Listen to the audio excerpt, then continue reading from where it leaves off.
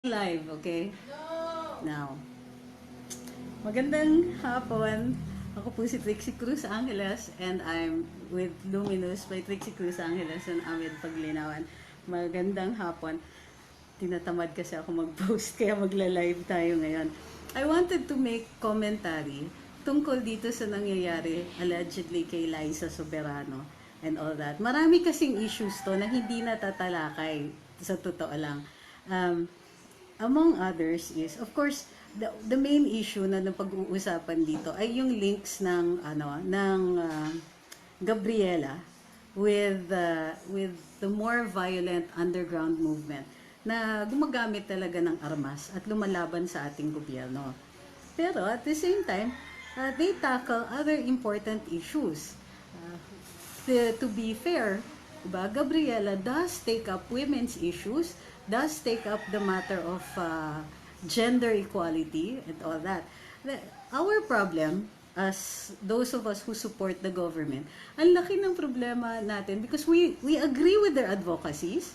As a matter of fact, ako maraming advocacies, halimbawa, si Senator Risa Hontiveros, na hindi ko lang talaga masikmurang suportahan because she identifies these issues with herself.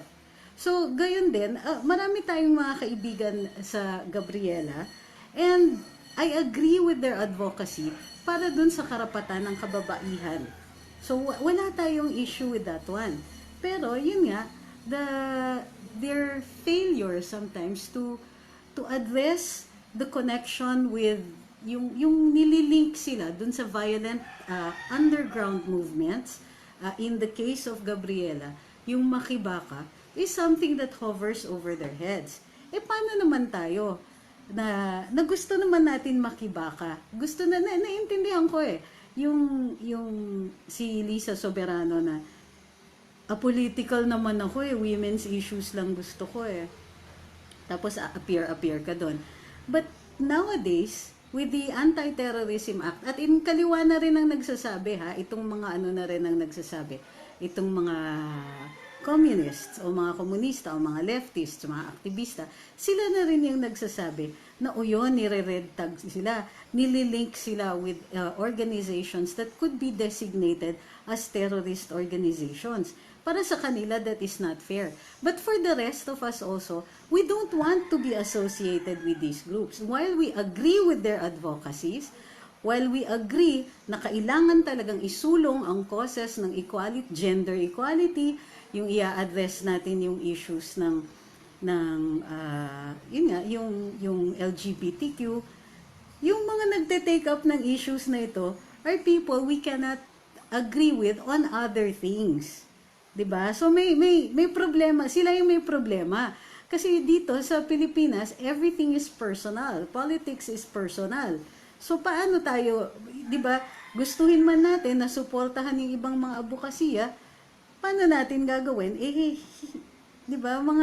Hindi nyo nga ina-address yung issue ng terorismo Hindi nyo nga ina-address yung issue na maaari ba para lang magkaliwanagan tayo at matulungan namin kayo, masuportahan namin kayo.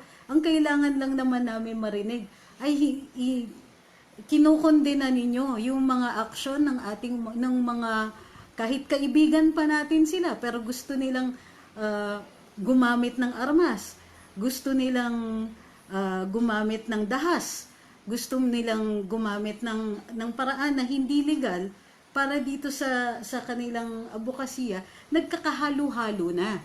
O para dun sa mga nagsasabing let's not talk about this or that, it's too late. I'm already talking about them, so that comment is no longer valid. Okay? Medyo out of place na yan. Ang point dito is, what about the rest of us who agree with the advocacy? And yan ang problema ng mga nagmamala-aktivistang naghahanap ng relevance ng mga celebrities na hindi naman nila wala silang pupuntahan para mag-advocate ng ganon without risking, ito na nga, yung paglilink ng sarili nila dun sa mga shady na organizations. Okay?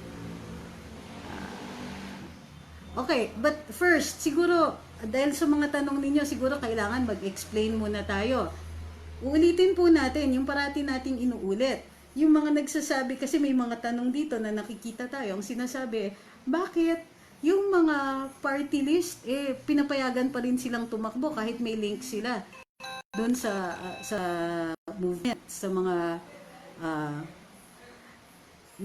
may mga links sila doon sa mga violent underground movements. Wait, okay? Before we can deprive anybody of any rights, we have to have due process. Yun yung ibig sabihin ng ating saligang batas. Kaya yung pagka nakikita ninyo, yung mga organisasyon na may mga party list, kahit hindi tayo sang-ayon doon sa kanilang ipinaglalaban, ay nananalo pa rin, ay pinapayagan pa rin tumakbo, yan ay dahil hindi pa rin natatanggal yung kanilang accreditation. At matatanggal lang ang accreditation nila kapag merong due process. At ano yung kailangan sa due process? Kailangan mapatunayan na meron silang nilalabag o meron silang administrative na offense at may ebidensya ukol dito. At napagpapasahan na ng COMELEC na kapag naghahatol na ang COMELEC sa kanila na hindi na sila allowed para tumakbo. So, in the absence of that procedure, ay tutuloy pa rin yung kanilang pagtatakbo. Ayun na nga yung problema Kung hindi tayo, ano yung sinasabi ni Ombudsman? Reklamo kayo ng reklamo na ang daming corrupt si ganito, corrupt si ganyan, hindi nyo naman kinakasuhan. O kung kinakasuhan ninyo, hindi kayo nagbibigay ng ebidensya, paano tayo niyan? 'Di ba? Puro tayo na lang reklamo. So ulitin po natin. Unang-una, tatandaan natin, hindi po kasi krimen ang komunismo.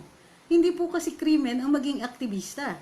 At hindi po krimen ang mag-advocate ng panibagong economic system. Kasi kung krimen yun, edi pati yung mga nag-advocate ng federalismo ay magiging kriminal. Hindi po krimen yung mga yan. At hindi yan,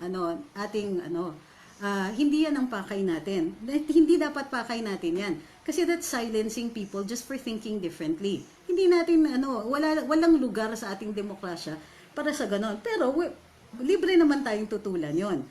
May nakikita akong mga komento. Sinasabi dito, dapat tanggalin yung party list na yan.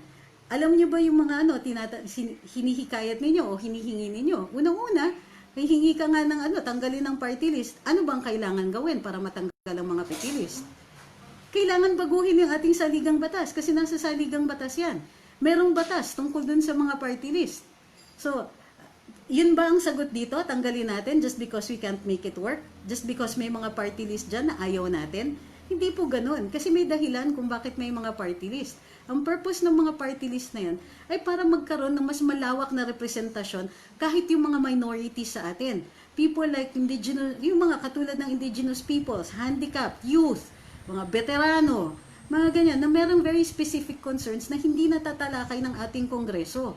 Hindi yan natatalakay ng Kongreso kasi kadamihan sa kanila, ang mga nananalo sa mga distrito ay yung mayayaman kasi kaya nila. So, ayan, mga hihikayat tayo. Sige, charter change, charter change. But they even know what we need to undertake charter change. Ang presidente nga, 2-3 years ago, inumpisahan niya yung charter change. What was he up against? He was up against a wall of people who were against it. Sabi tayo ng sabi, dapat ganito, dapat ganyan, dapat ganito. Ano ba? 'Di ba? Before we even ask for anything, sige, we have popular sentiment. Sinasabi natin, sige, baguhin natin yung constitution. How are we going to do that? Do you know? Merong people's initiative who is going to help us fund that? Who is going to organize that? How many people do we need? How many people do we get together? And then when it gets to Congress, papansinin ba yan? Diba? What about COMELEC? Ano ang mga kailangan natin sa COMELEC? Kailangan kilalanin ng COMELEC yung gusto natin ito, yung petition natin for a charter change. Is anybody doing that? No. Until we can get our act together, until somebody comes along and organizes these things, itong paghihikayat natin, dapat palitan yung constitution, dapat wala ng party list, all of that is wishful thinking. Diba? So, ulit. Ang umpisa talaga, ang purpose kasi talaga sa live na yun is let us separate yung mga advocacies from the people who are advocating them. 'Di ba? Ano ba ito? Ano ba yung itong mga taong to ayaw natin kasi may mga links to the underground. Sige, I get that. I don't even like most of them. For the most part, I don't even know most of them. So, I cannot identify with them. Pero I agree with advocacies like women's rights. I believe in protecting children. I believe that the LGBTQ should be given representation. I believe the LGBTQ should have equal rights. Civil unions, if they can have it, di ba? I believe that we should all be able to somehow get along so that everybody has the opportunity to defend their rights, to defend yung pagkatao nila, to defend yung paninindigan nila o yung standing nila in society. But we don't always get what we want, di ba? Nevertheless, we have to figure out how to work it. But before we do that, we have to be also mature enough to separate what are the issues from the people. I am for the Anti-Terrorism Act because I studied it, even commas and all of that. And it's a good law. It's such a good law that people who are afraid of losing their status are so against it. And so not everybody who opposes the anti-terrorism law would necessarily be against Duterte. Some of us, for instance, I want to see better clarification between what is an administrative delegation of terrorist organization, terrorist persons, terrorists, and terrorist organizations, associations, and persons, as differentiated from proscribed terrorist organizations and associations and persons. Okay? So, again, kasi nalilito yung iba ulit. We are not against the advocacies of Gabriela. We are not against the advocacies for women and children. We're not against the advocacies of the LGBTQ. Pero, the people who are, yung mga tumutulak ng mga advokasya na to, medyo may problema sila. May problema sila kasi gusto nga nating suportahan yung mga advokasya nila, hindi naman natin sila kayang suportahan. And that is what this is all about. So yung mga sinasabi nila, nire-red tag ninyo si ganito, si ganyan, si whatever. Diba? Yung mga, those aren't really the issues. In fact, what we're saying is, don't put words into our mouth na sinasabi na this organization is good and that parang if we're against this celebrity, we're against the cause. Of course not. We're not against the cause of women and children, but we are against organizations who help, who assist or front for terrorist organizations or insurgent organizations, violent organizations, organizations whose main purpose is the violent overthrow of this government. Okay? And that is the problem with the party lists now, and that's the problem with Senator Risa and all that, is that maganda sana yung advocacy nila, but we cannot support it. We cannot support it because we cannot support them. And they have to understand this. Until such a time as meron silang sasabihin para dumistansya sila, hindi kami terorista. Hindi namin sinusuportahan yung violent overthrow ng gobyerno. Hindi kami sumusuporta sa NPA. Hindi kami sumusuporta sa CPP, NPA, NDF. Kung magsasabi sila ng ganun, mas marami pa sigurong makikinig sa kanila, but they're not willing to do that. And why? Because in all likelihood, they do have links. Whether those links are enough to establish liability under the Terrorism Act or not, they do have these links. Okay. Unfortunately for us, we live with a constitution that requires, in a democracy, that requires na hindi pwede natin basta sabihin na ganun sila, kailangan patunayan natin. So, okay, let's check your question. Sabi ni Paul Apurado, criminal ba pag sinabing criminal siya, pag gagamit maganda way na? Okay, let me explain to you. Let me remind you, what is libel? Libel is the malicious imputation of a crime, vice, or defect. O, pag sinabi mo criminal siya, libel yun. Di ba? We really need to understand the language of the law here. Mag-a-accuse tayo ng ibang tao, pagkatapos tayo yung maaakusahan kung hindi tayo careful.